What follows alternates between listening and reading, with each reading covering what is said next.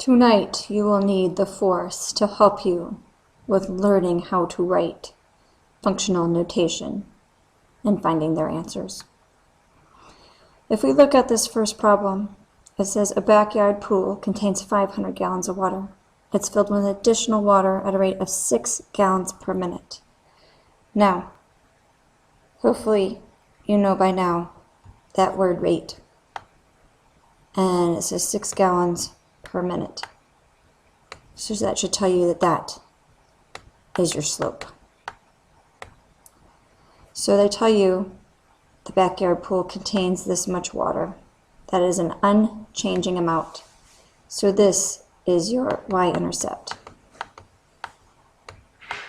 So putting those together, we have the function of time equals 6, which is your rate, times time, plus 500 gallons of water, represents the volume of the pool that is filled. So now you must explain what each of these things mean. So you should tell me that 6 gallons is the rate. You should also tell me that 500, I should go back that. This is gallons per minute.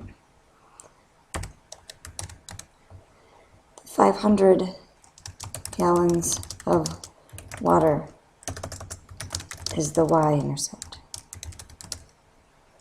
You should tell me that t equals time in minutes. And then f of t. Oops, it's hard to see through this. Is your volume. So what we want to do on this section is get good at identifying what exactly is this equation telling me. Okay, so let's look at this one below again. Let's look at the next one. It says the bathtub contains 5 gallons of water. So there's just 5 there. It's in there. So automatically that should tell you that's not changing. That's going to be my y-intercept. Then it tells you the faucet's turned on and water is added to the tub at a rate, again, keyword being rate, of 4.25 gallons per minute. So that should tell you that's the slope, because it's increasing at a constant amount. Therefore, my equation is the function of time is 4.25 times t plus 5. So again, your job here is going to be to explain what that means. So we would say 5 gallons is the y-intercept. We would say 4.25 is the slope. You can also call it the rate of gallons per minute. We know that t equals minutes of time. I know I spelled that wrong. F of t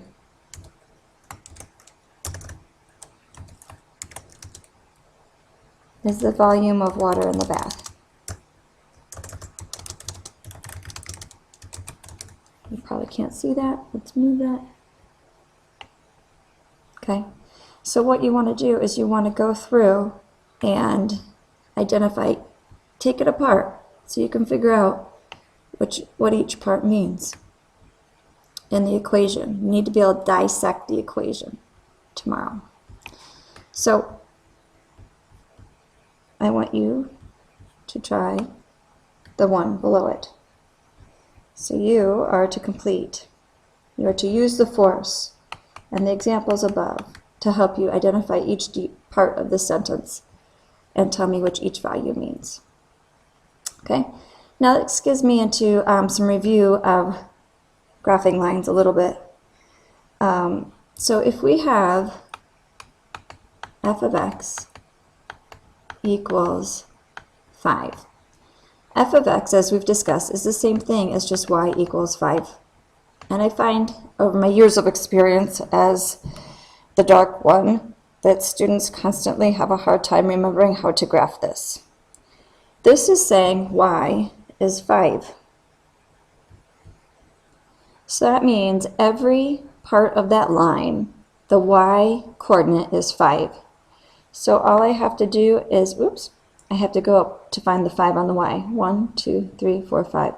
Here's the 5 on the y. Therefore, it should be a horizontal line at the 5. This should not be there. Okay, so what that means is if you were to look at each one of these lines, every coordinate that's on there would be -1, 5, right? This coordinate here would be 1, 5, right? This coordinate right here is 2, 5, 3, 5, 4, 5. Hopefully you see the pattern that the y coordinate is 5. So we have to get good at graphing those. When you say f of x equals 5, that's a horizontal line at the 5 on the y, okay? And that's also the y-intercept of 5, okay? Same thing for the reverse. If I have x equals 2, that means every coordinate on that line, the x is 2. So if I were to go down and look for a line here, here is the x-axis right here. Here's the 2 on the x-axis. So I'm just going to draw a line on the 2. And the same, it means the same, okay? If you were to look at every coordinate on here, where's my mouse? This coordinate right here is 2, 1. This coordinate right here is 2, 2. This coordinate right here is 2, 3, and so on. So you should notice that the y changes because it's rising and falling, but the x remains the same. That's why this equation is x equals 2, okay? So on your papers, I would like you to graph f of x equals -2, and I'd like you to try graphing y is -4. I'd like to see that on your papers when you come in tomorrow. Okay. Next, we're given a graph. This is the graph. Okay. Hopefully we know that this is the slope. This is the y-intercept. So here's the y-intercept of 15, and it looks like these are going up by, I don't know, what is that, 5, 10, 15, 25s. So it's going to rise 6 and run 1, okay, each time. And it's asking us to find where f of x equals 75. So again, I know that this really means y equals 75. So that's going to be a horizontal line at the 75. So here's 60, let's see, 65, 70, 75, 80. So this has to be 75 right here. So if I were to draw that line, it would go across right here. Okay, and so I'd look at this intersection. This intersection is at, let's see, these are by ones. So this is going to be 10 and 75. Okay, so the x value for when y is 75, the x value is going to be 10. So we can say they have an intersect at 10 and 75. So when y is 75, when this number is 75, the x will be 10.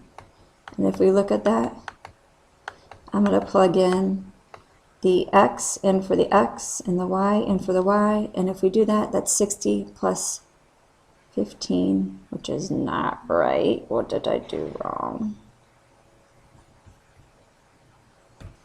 Nope, I take that back. That works. That good side must have been messing with my head here, because that becomes 60 plus 15, and that is 75, so that works. Okay, so we have that option, but then if we don't want to do that, we don't need the graph. This says what is f of x, what is x when f of x is 75. So we can look at it graphically, or we can just plug it in this way. 75, because remember this is y equals 75. So we just plug it in for the y, and then we have 6x plus 15. So then we just solve this two-step equation. We subtract the 15 here, which gives me 0, and I subtract the 15 here, which gives me 60. So we have 60 equals 60x, and then we divide by the 6, and divide by the 6, and x equals 10. So we can do this two ways. When we're looking for an answer, okay, when we have the f of x, we can plug that in right in for the y, because this is really y. So we plug 75 in here and solve for x, we get 10. Or we can look at it graphically. We can graph this line here, and then we can graph this line here, and their intersection will tell us what the x value is as well. So we're going to spend a little bit more time with that tomorrow, but remember, you just need to have those two items graphed, and then you need to dissect this problem and tell me what each part of the equation represents. And let the force not be with you. Since I am Darth Vader, I will come and take down the good side. Shh.